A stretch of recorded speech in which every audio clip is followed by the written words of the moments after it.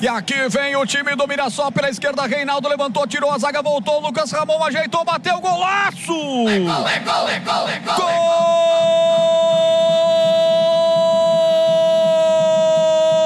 Gol do Mirassol!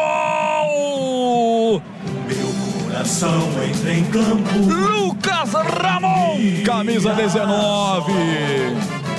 É o verde. Um belo gol de Lucas Ramon de fora da área.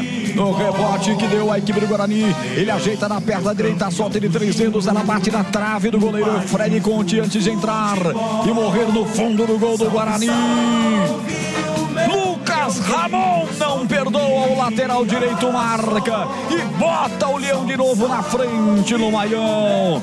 Agora Mirassol 3, Guarani 2, o que vale é o detalhe com Thaís CH. Como aconteceu no gol, né? No gol do Mirassol no primeiro tempo, a zaga ficou dormindo, todo mundo dentro da área e fora da área. Pegou com toda a tranquilidade o Lucas Ramon e sentou o pé direito. Houve um desvio que traiu o Conte, goleiro do Guarani. De novo na frente o Mirassol. Lucas Ramon é o nome do gol. 3-2 no placar. Jogue com